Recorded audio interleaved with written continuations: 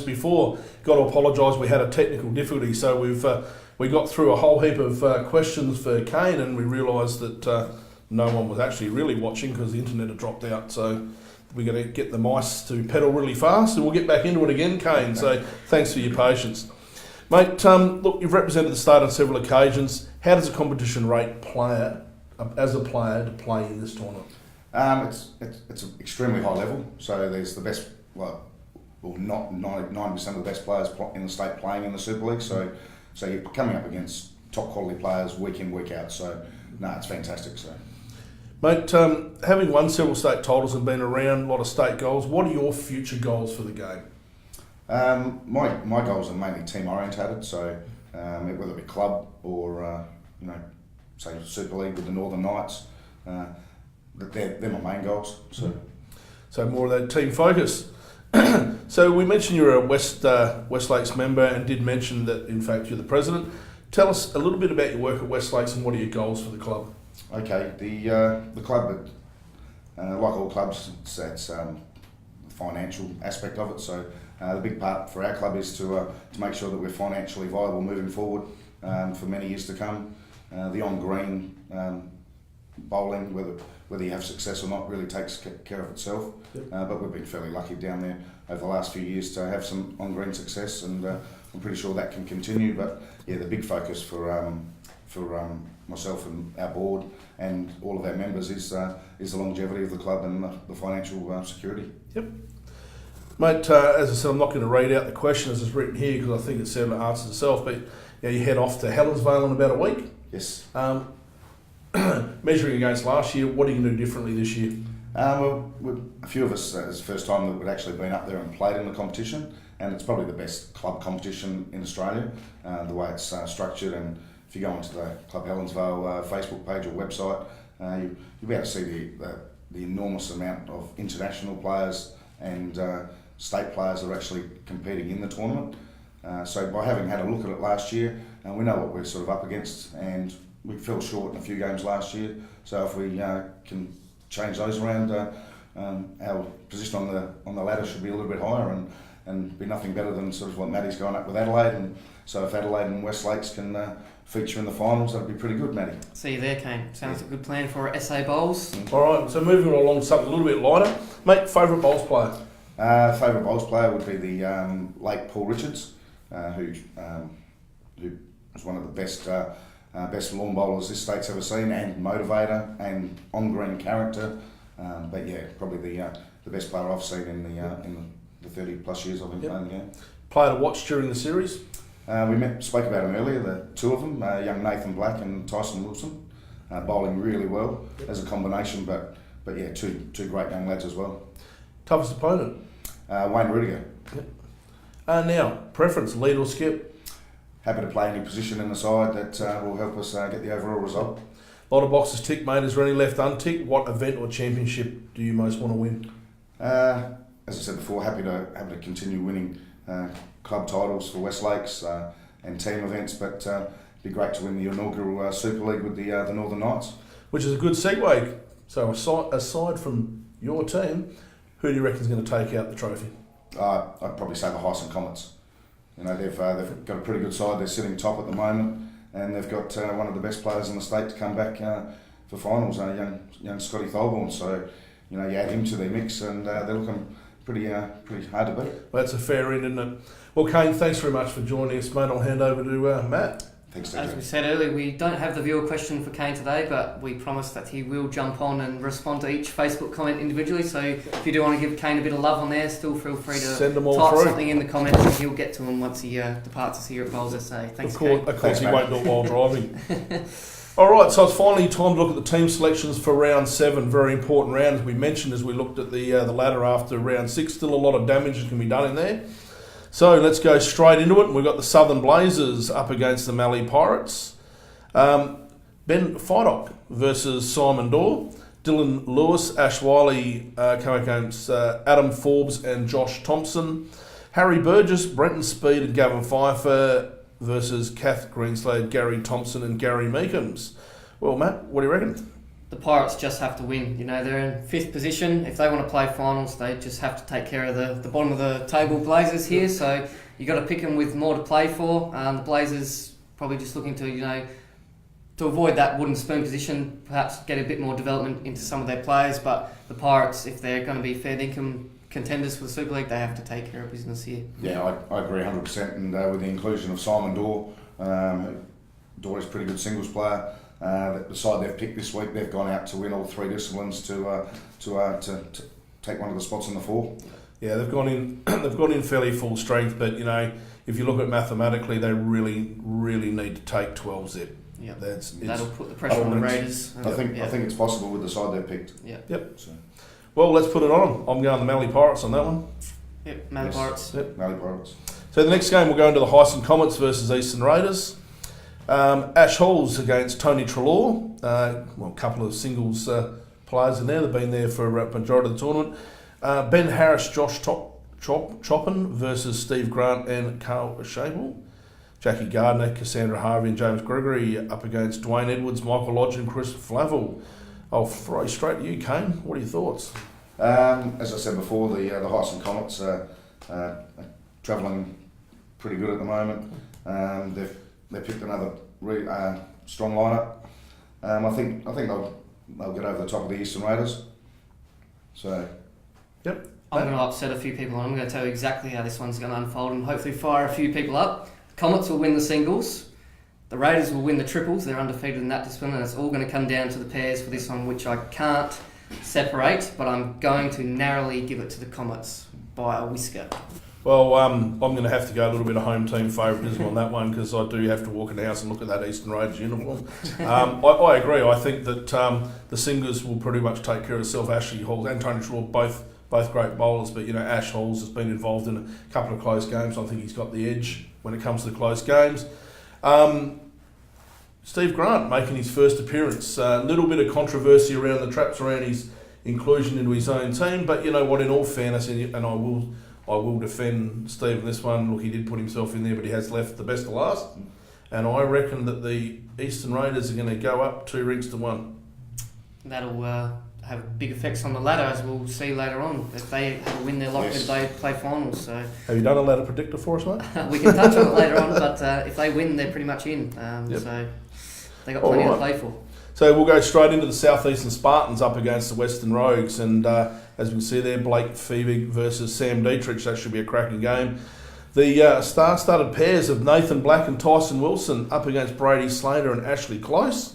Darryl Stock, Tony Devlin, Ken Holtham up against Di Murch, Kane Argent Bowden and Simon Gita Johnson.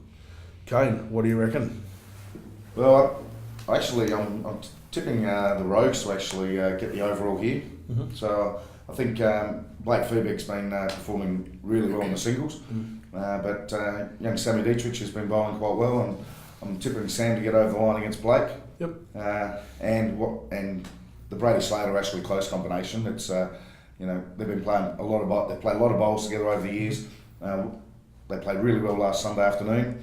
I think they may end the run of the Nathan Black and Tyson Wilson reign so far. But in saying that will be one of the matches to watch on Friday night. If you only wanted to get down to watch one game, that pairs game would be the one I'd want to watch.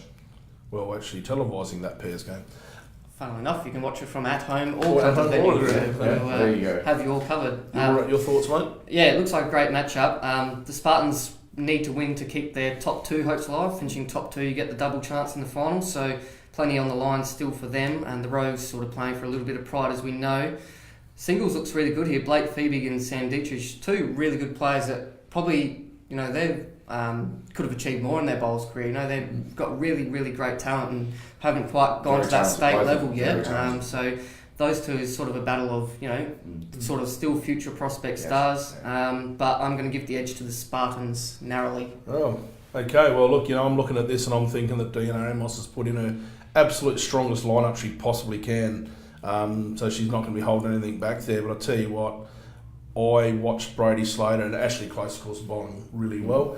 I watched Brady Slater his first couple of ends, and I sat there and thought, well, he's dropping them inch perfect in there. And I think with someone like Ashley Close, that may end the Nathan Black Tyson Wilson run, and I am going to go for the Rogues. I think that reckon that Dasher's going to put the whip into him and get him across the line on that one. So sorry Deanna, I know she'll probably comment, probably not going to hit me, might get a kick in the bum, but hey look, that's the way I see it. And also I should say that I'm picking the Rogues mainly because if the Rogues win, that'll help the Knights possibly cement a top 2 spot. Nothing in it behind the scenes. So the final game, the Cane called Northern Knights, new name from them, taking on the Central Chargers.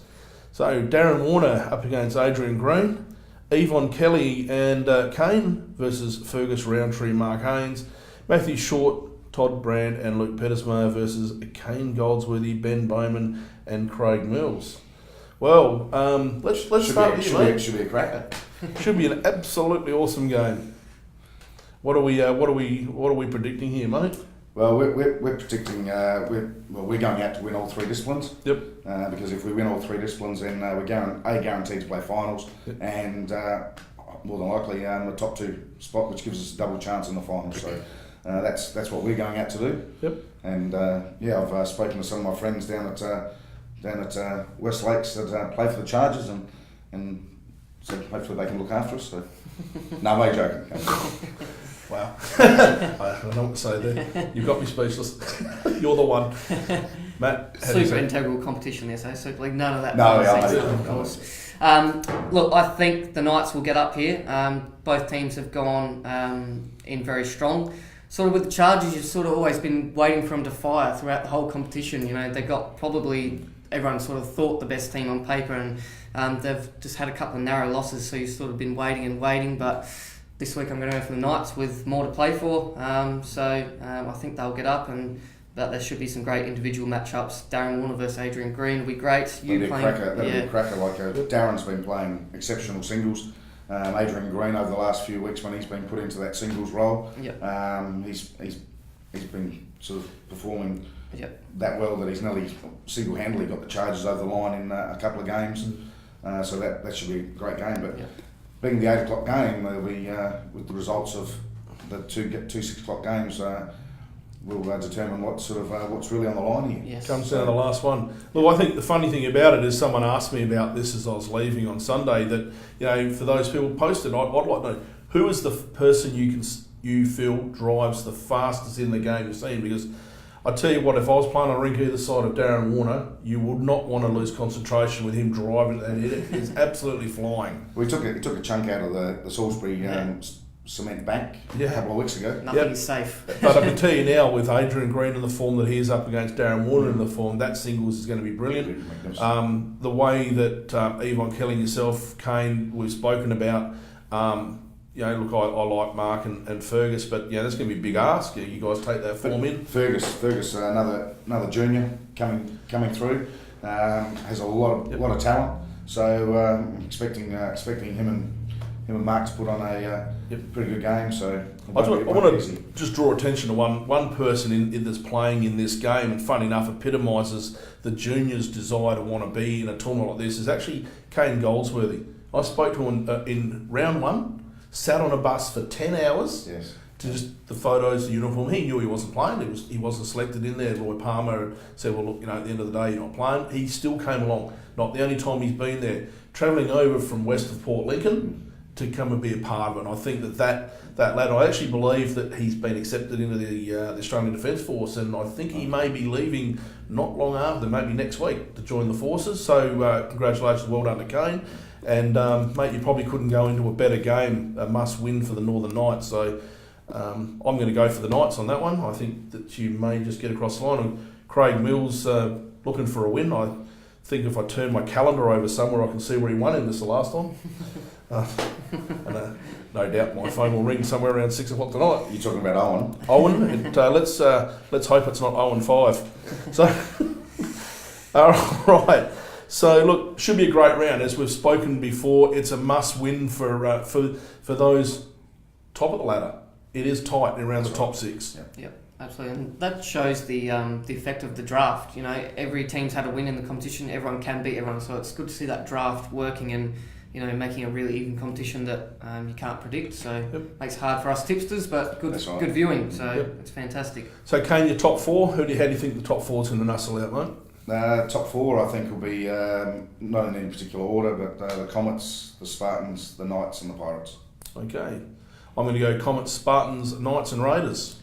Comets, Spartans, Knights, and Pirates for me as well. There we go. So I'm the odd man out into the corner and give yourself a lesson. All right. So look, that's about it for this week's show. Reminder: Salisbury Bowling Club starting at 6 p.m. for those that haven't been out there. It is a great night. Barbecue's on. There's a really good atmosphere out there. I can tell you what, you won't be cold. I know we're talking about that in the commentary. The commentary box is over one side. It is bloody cold. But they've got plenty of heaters around there for the viewers and the crowd. Look, for those that can't make it, look, do tune into Bowls SA. As you know, the coverage has been really good with the quality. As I said, I actually watched the last game on Sunday. It was brilliant. 6 p.m. game, Southern Blazers v Mallee Pirates. We're watching Harry Burgess, Brenton Speed and Gavin Pfeiffer versus Kath Greenslade, Gary Thompson, Gary Meekums. And the 8 p.m. game will be an absolute cracker. Will be South Eastern Spartans, Western Rogues, pairing of Nathan Black, Tyson Wilson up against Brady Slater and Ash Close, that we spoke about before. So I'm really looking forward to commentating that game. This will be the second time I've commentated Nathan Black and Tyson Wilson, and so I'm looking forward to seeing them take that form in again. And we've been blessed that good old Port Adelaide supporters. There's an irrelevant football game on Friday night. Port Adelaide versus Essendon. Port Adelaide can't make the finals. Yep. I wouldn't have thought Geelong aren't going to slip up. So Yep. Bowls is all your focus needs to be on Friday night, So especially 6 o'clock and 8 o'clock. Yeah, it's all complaints about commentary to Matthew Northcote, care of Bowls SA. Look, thanks for joining us, Matthew, today, and Kane for coming in. Thanks, TJ. Thanks, mate. Thanks for everyone home watching in or tuning in from wherever you are, and we look forward to bringing you the games Friday night at 6 p.m. Thanks very much.